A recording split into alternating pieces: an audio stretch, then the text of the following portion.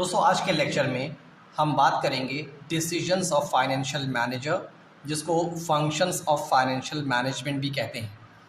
Decision या function यानी क्या फ़ैसला फाइनेंशियल मैनेजर लेता है या क्या फंक्शन, क्या काम वो फाइनेंशियल मैनेजर परफॉर्म करता है। तो 3 बेसिक एंड मेजर फंक्शंस होते हैं जो फाइनेंशियल मैनेजर परफॉर्म करता है, या 3 मेजर डिसीजन होते हैं जो फाइनेंशियल मैनेजर लेता है, जिसमें सबसे पहला है फाइनेंसिंग डिसीजन, दूसरा है investment decision and third one is dividend decision. दोस्तों बुक्स में normally majority of the books में आपको इन्वेस्टमेंट डिसीजन फर्स्ट नंबर पे एंड फाइनेंसिंग डिसीजन या फाइनेंसिंग फंक्शन सेकंड नंबर पे मिलेगा, लेकिन मैंने फाइनेंसिंग को पहला इसलिए दे रखा है कि इन्वेस्टमेंट का मौका तो बाद में आता है जब कंपनी के पास पैसा होगा। कंपनी के पास पैसा ही नहीं होगा तो इन्वेस्टमेंट अपॉर्चुनिटीज़ होने के बावजूद भी कंपनी इन्वेस्ट नहीं कर सकती, इसलिए मैंने फाइनेंसिंग लिया है। आप जो चाहे उसमें से पहले ले सकते हैं। तो शुरुआत करते हैं आज के टॉपिक पे, जिसमें पहला है फाइनेंसिंग डिसीजन या फाइनेंसिंग फंक्शन। दोस्तों फाइनेंसिंग फंक्शन ये कहता है कि कंपनी जो पैसा मार्केट से उठाएगी, जो मार्केट से रेज़ करेगी, वो कैसे करेगी और कहाँ से करेगी, किस रेट पर करेगी, यानी ये सारे डिसीजंस फाइनेंशियल मैनेजर लेगा कि कंपनी को पैसा कहाँ से उठाना है, किस प्रपोर्शन में उठाना है, किस रेट पर उठाना है। ये सारी चीज़ें जो आएंगी वो फाइनेंसिंग डिसीजन के अंदर आ जाएगी। इसमें 3 फाइनेंसिंग डिसीजन के अंदर 3 डिसीजन कंपनी को फाइनेंशियल मैनेजर को और लेने होते हैं, जिसमें पहला है लिवरेज। लिवरेज कहते हैं कि जो फिक्स्ड कैपिटल या फिक्स्ड एसेट्स होती है उसका इस्तेमाल करके उसको एम्प्लॉय करके शेयर होल्डर्स की वेल्थ को मैक्सिमाइज़ करना, जिसमें आप यहाँ पे OL, FL एंड CL देख रहे होंगे। ये OL यानी ऑपरेटिंग लेवरेज, FL यानी financial leverage and CL that is for combined leverage. पूरा एक डिटेल्ड आपका टॉपिक है, इसमें न्यूमेरिकल भी है, इसकी थ्योरीज भी है, वो बाद में करेंगे। अभी आप ये समझ लीजिए लिवरेज होता क्या है। लिवरेज असल में होता है क्या है, फिजिक्स का एक टर्म है। लिवरेज मतलब होता है कि कम एफर्ट से ज़्यादा रिजल्ट्स को जनरेट करना। लिवरेज का जो वर्ड है वो लीवर से निकाला गया है। लीवर आप समझे होंगे, जैसे एक लोहे का रॉड होता है और उसको बहुत भारे पत्थर या भारी मशीन हटाने के लिए या अपने जगह से हटाने के लिए उसको इस्तेमाल कैसे करते हैं कि वो उस लोहे की रॉड को यहाँ लगाते हैं, ठीक है, और यहाँ एक बड़ा पत्थर होता है, यहाँ छोटा सा एक हल्का सा पत्थर रखेंगे और ये आदमी यहाँ प्रेशर लगाएगा, तो इस छोटे से प्रेशर की वजह से ये बड़ा सा पत्थर हट जाएगा। इसी को लिवरेज कहते हैं कि कम एफर्ट से ज़्यादा रिजल्ट्स को जनरेट करना। और कम एफर्ट यहाँ पे फाइनेंस के टर्म में क्या होगा कि ऐसी कैपिटल को यूज़ करना जिसकी कॉस्ट कम होती है, उसके ज़रिए से मेन हमारे जो इक्विटी शेयर होल्डर्स हैं उनकी वेल्थ को मैक्सिमाइज़ करना। ठीक है, एक डिटेल में टॉपिक है, इसको बाद में क्लियर किया जाएगा। दूसरा जो डिसीजन फाइनेंशियल मैनेजर लेता है फाइनेंसिंग डिसीजन के रिगार्डिंग, वो कैपिटल स्ट्रक्चर। कैपिटल स्ट्रक्चर दोस्तों क्या होता है? कैपिटल स्ट्रक्चर मतलब कि कौन कितनी कैपिटल किस किस सोर्सेज से कंपनी रेज करेगी। फॉर एग्जांपल कंपनी के पास कई सारे ऑप्शन होते हैं। फॉर एग्जांपल कंपनी को 5 करोड़ रुपए रेज करने हैं, तो एक ऑप्शन है कि कंपनी इन इक्विटी शेयर्स के ज़रिए से रेज कर ले।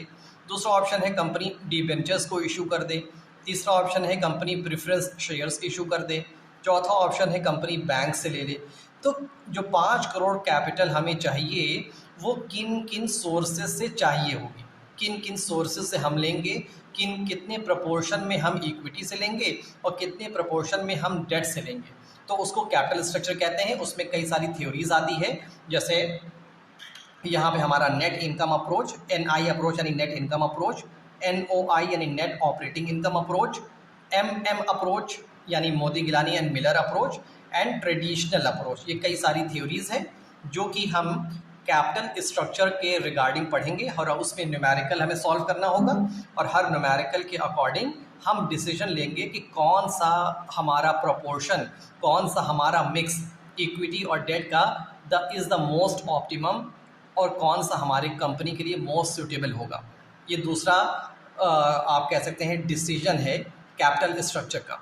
फाइनेंसिंग का चल रही है बात, ठीक है। तो फाइनेंसिंग डिसीजन के चलते हुए कंपनी को अब ये भी डिसाइड करना होता है, ये भी डिसीजन लेना होता है कि कॉस्ट ऑफ कैपिटल, जो कैपिटल हम रेज कर रहे हैं आइदर फ्रॉम इक्विटी, चाहे इक्विटी से, चाहे डेट से, चाहे रिटेन्ड अर्निंग से, उनकी कॉस्ट क्या है, ठीक है। और आप जानते हैं जिसकी कॉस्ट कम होती है उसको प्रेफर किया जाता है। तो यहाँ पे आप KD देख रहे होंगे, KD मतलब कॉस्ट ऑफ डेट, KE मतलब कॉस्ट ऑफ इक्विटी, KR मतलब cost of retained earning and WACC means weighted average cost of capital. ये एक पूरा डिटेल्ड चैप्टर है, आप इसको डिटेल में वहाँ पढ़ेंगे, ये सारे अप्रोचेस भी वहाँ पे देखना होगा, ठीक है। उसके बाद हमारा सेकंड जो डिसीजन शुरू होता है वो होता है इन्वेस्टमेंट डिसीजन। इन्वेस्टमेंट मतलब पैसे को पार्क करना, पैसा हमारे पास आ गया है, पैसे को अब इन्वेस्ट करना ताकि हम रिटर्न उस पर जनरेट कर सकें। पैसा अगर पास में रखा रहा और सिर्फ हमने अपने अकाउंट में ही छोड़ दिया या अपने अलमारी में ही इसको स्टोर कर दिया तो वो पैसा रिटर्न जनरेट नहीं कर पाएगा। इसका मतलब हमें रिटर्न जनरेट करने के लिए अपने पैसे को इन्वेस्ट करना पड़ेगा। इन्वेस्टमेंट के लिए हमारे पास दो ऑप्शन होते हैं, पहला है लॉन्ग टर्म, दूसरा है शॉर्ट टर्म। आप सब जानते होंगे लॉन्ग टर्म मतलब ऐसा इन्वेस्टमेंट जो 1 साल से ज़्यादा का होता है, और शॉर्ट टर्म मतलब ऐसे इन्वेस्टमेंट जो 1 साल से कम का होता है, ठीक है। अब लॉन्ग टर्म में जो प्रोजेक्ट्स होते हैं हमारे पास, अल्टरनेटिव्स होते हैं, इन्वेस्टमेंट अपॉर्चुनिटीज़ होती है, वो कई सारी होती है। उन जैसे फॉर एग्ज़ाम्पल किसी इंसान के पास या किसी का पर्सन के पास 1 करोड़ रुपए हैं, वो पैसा अपना कहाँ कहाँ इन्वेस्ट कर सकता है। एक ऑप्शन है कि प्रॉपर्टीज़ में इन्वेस्ट कर दे, प्रॉपर्टी खरीदे, लैंड एंड बिल्डिंग खरीद ले। दूसरा ऑप्शन है कि कुछ पैसा गोल्ड में इन्वेस्ट कर दे। तीसरा ऑप्शन है कि कुछ स्टॉक मार्केट में इन्वेस्ट कर दे। चौथा ऑप्शन है कि कोई बिजनेस वगैरह ओपन कर ले, ठीक है। तो सारे अपॉर्चुनिटीज़, सारे ऑल्टरनेटिव्स को एनालाइज करना, हर ऑल्टरनेटिव हर एक कंपनी के लिए या हर एक पर्सन के लिए अच्छा नहीं होता, इसलिए उनकी एनालिसिस करना कि मेरी कंपनी के लिए कौन सा सबसे बेस्ट होगा, उन प्रोजेक्ट्स की एनालिसिस को कैपिटल बजटिंग कहते हैं, ठीक है। कैपिटल बजटिंग कहते हैं, इसमें बहुत सारी टेक्निक्स हैं। रिटर्न्स को देखते हैं कि कौन सा प्रोजेक्ट कितना रिटर्न दे रहा है, कितना प्रॉफिट जनरेट कर रहा है, ठीक है। अकॉर्डिंगली फैसला लिया जाता है, डिसीजन लिया जाता है कि कौन से प्रोजेक्ट में लॉन्ग टर्म पर्पज से अपने पैसे को इन्वेस्ट किया जाए। दूसरा होता है कैपिटल रेशनिंग। कंपनी के पास क्योंकि कैपिटल लिमिटेड होती है, उस लिमिटेड कैपिटल को बेस्ट अपॉर्चुनिटी में, बेस्ट अल्टरनेटिव में लगाना ताकि शेयर होल्डर्स की वेल्थ को मैक्सिमाइज किया जाए, इसको कैपिटल रेशनिंग कहते हैं। ये capital budgeting and capital rationing ये आपका एक डिटेल्ड में पूरा एक टॉपिक होगा, काफ़ी लंबा, इसमें कई सारी चीज़ें आप पढ़ेंगे, इसकी थ्योरीज एंड न्यूमेरिकल, तो इसको वहाँ देखा जाएगा, ठीक है। दूसरा हमारा जो ऑप्शन है इन्वेस्टमेंट का वो शॉर्ट टर्म यानी 1 साल से कम। ये नॉर्मली करंट एसेट्स के लिए या वर्किंग कैपिटल के लिए होता है। वर्किंग कैपिटल वो कैपिटल होती है जो बिज़नेस के ऑपरेशन में, डेली जो ऑपरेशन होते हैं यानी डेली जो एक्टिविटीज़ जो बिज़नेस से परफॉर्म की जाती है उनमें भी पैसा चाहिए होता है, तो ये वहाँ पैसा लगा दिया जाएगा, वहाँ पे अपने पैसे को लगा दिया जाएगा शॉर्ट टर्म पर्पस के लिए।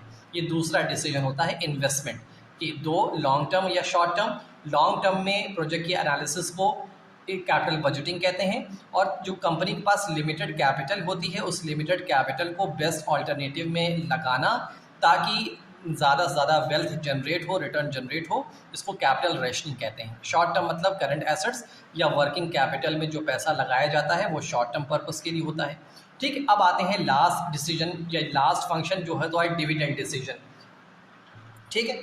डिविडेंड में दोस्तों डिविडेंड होता क्या है? डिविडेंड नॉर्मली जो इक्विटी शेयर होल्डर्स कंपनी को पैसा प्रोवाइड करते हैं थ्रू इक्विटी शेयर्स, तो कंपनी को जो पैसा प्रोवाइड किया है हमारे इक्विटी शेयर होल्डर्स ने, उस पैसे के रिटर्न में कंपनी अपने प्रॉफिट का कुछ हिस्सा उनमें डिस्ट्रीब्यूट करती है, इसको डिविडेंड बोलते हैं, ठीक है। Dividend is the portion of profit distributed to the share holders.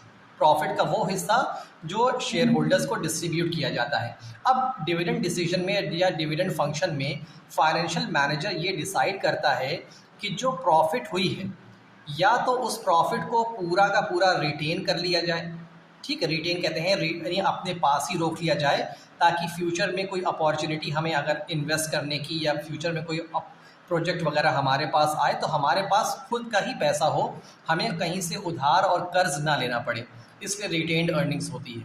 दूसरा होता है डिविडेंड, या तो पहला ऑप्शन है कि जो प्रॉफिट हुआ है कंपनी के पास वो कंपनी अपने ही पास रख लेगी, रिटेन कर लेगी, रिटेन अर्निंग्स कहते हैं।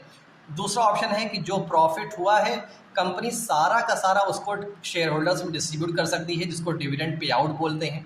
तीसरा ऑप्शन ये हो सकता है कि कुछ पैसा अपने पास रख ले, बाकी पैसा डिस्ट्रीब्यूट कर ले। ठीक है, तो ये डिसीजन लेना कि अपने प्रॉफिट का कितना हिस्सा कंपनी का प्रॉफिट में कितना हिस्सा शेयर होल्डर्स को डिस्ट्रीब्यूट करना है और कितना अपने पास रखना है, ये डिविडेंड डिसीजन के अंदर आएगा। फिर डिविडेंड जब डिसीजन बात आएगी तो उसमें कई सारे मॉडल्स आ जाएंगे, वॉल्टर मॉडल, ठीक है, ये आप लोग पढ़ेंगे डिटेल में, Gordon model and MM approach या MM मॉडल यानी मोदी गुलानी मिलर अप्रोच, ये सारे मॉडल्स होंगे जो हमें ये शो करेंगे कि डिविडेंड डिसीजन का इफेक्ट फर्म्स की वैल्यू पे होता है कि नहीं। ठीक है, तो दोस्तों ये 3 मेजर डिसीजन हो गए, फाइनेंसिंग, इन्वेस्टमेंट एंड डिविडेंड। ठीक है, फाइनेंसिंग में कंपनी पैसा उठाती है, पैसा रेज करती है मार्केट से, जिसमें leverage, capital structure and cost of capital, इन तीनों चीज़ को ध्यान देना पड़ता है या डिसाइड करना पड़ता है। इन्वेस्टमेंट में कंपनी जो पैसा रेज किया है उसको इन्वेस्ट करती है। इन्वेस्टमेंट 2 तरह का, शॉर्ट टर्म का होता है, लॉन्ग टर्म का होता है।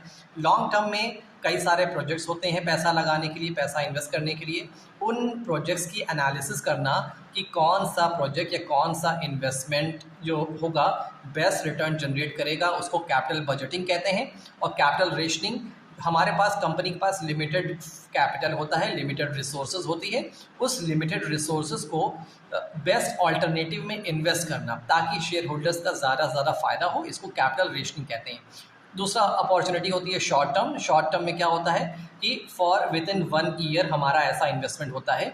नॉर्मली ये हमारा करंट एसेट्स या वर्किंग कैपिटल को मेंटेनेंस में या मैनेजमेंट में यूज़ होता है। और थर्ड एंड फाइनल डिसीजन या फंक्शंस होते हैं डिविडेंड डिस्ट्रीब्यूशन डिसीजन, जिसमें कंपनी ये डिसाइड करती है कि जो प्रॉफिट हमने कमाया है उसका कितना हिस्सा शेयर होल्डर्स में डिवाइड करना है, बांटना है, और कितना हिस्सा रिटेन करके अपने पास रखना है एज अ रिटेन अर्निंग्स। ठीक है, जिसमें कई सारे मॉडल होते हैं, Walter model, Gordon model and Modigliani Miller model. ठीक है दोस्तों, उम्मीद है ये वीडियो आपके काम का होगा और आपको इससे कुछ मदद मिलेगी। आपको अगर इस वीडियो की या इस लेक्चर की नोट्स चाहिए होगा तो आप कमेंट सेक्शन में अपना ईमेल आईडी मुझे शेयर करिएगा, मैं आपको आपकी ईमेल आईडी पर इसकी नोट्स शेयर कर दूंगा। ठीक है दोस्तों, मिलते हैं नेक्स्ट वीडियो में, तब तक के लिए थैंक यू।